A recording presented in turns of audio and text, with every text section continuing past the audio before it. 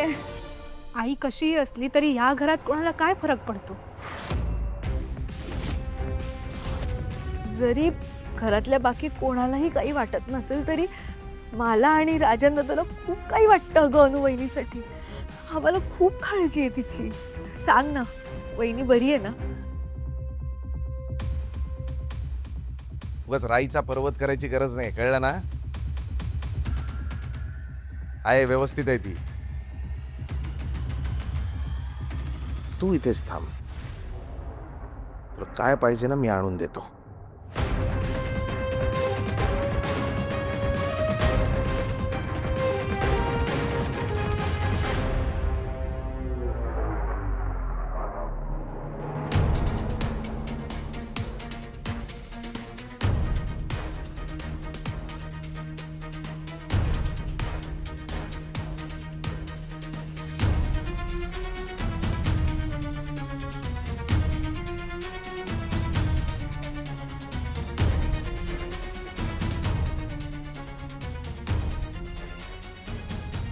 पिहू, आई कशी आहे ग? तिला सांग मी विचारलं म्हणून. खरं तर ना खूप आठवण येते ग मला तिची. मला ना अगदी करमतच नाहीये तिच्याशिवाय. पिहू, मला सांग, तुम्ही दोघी परत कधी येत आहे? आणि हे सगळं काय चालू आहे? म्हणजे तू काय घ्यायला आली आहेस? दादा काय घेऊन येतोय? आईचं सामान. सामान म्हणजे? म्हणजे आत्या, आम्ही परत नाही येणार आहोत.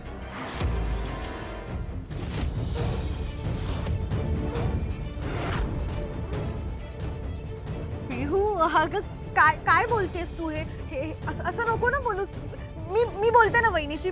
मी तिला सांगते ना, प्लीज पिहू असं नको बोलूस. नाही बघ बघ, हे घर वहिनीचं आहे, हे घर तुमचं आहे. मला माहिती आहे, बघ वहिनी खूप रागवली आहे. पण तिला म्हणा तू 4 दिवस आपल्या घरी राहा आणि मग राग गेला की परत ये ना. तिला म्हणा नको असं वागू प्लीज ना पिहू, प्लीज तू सांग ना वहिनीला.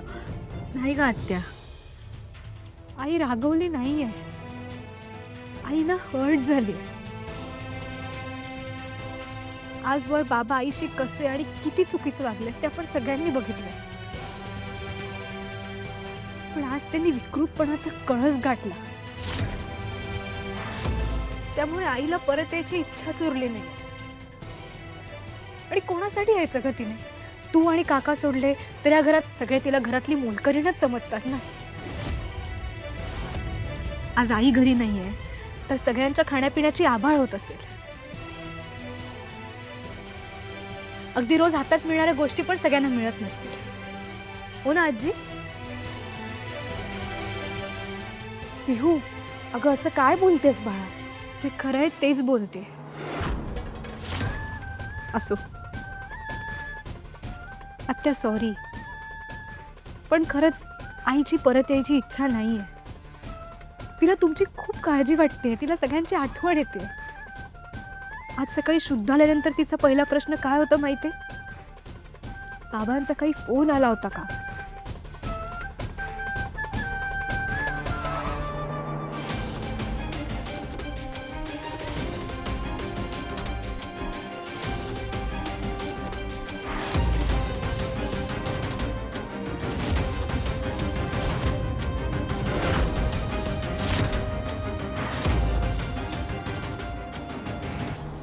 निघायचं. आणि तुझ्या आईला पण ही बातमी सांग की आता बापाने ठरवलंय म्हणावं, यासली फालतू कारण घेऊन या घरात परत पाऊल ठेवायचं नाही. सामान दिलंय, एक चाल. चल, तुझ्या आईला पण सांग, चल.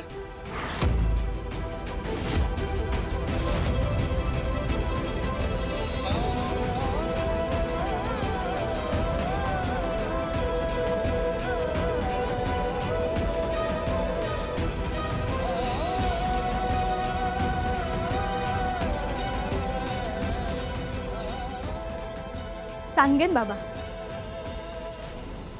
तुमचा निरोप मी आईला नक्की सांगेन.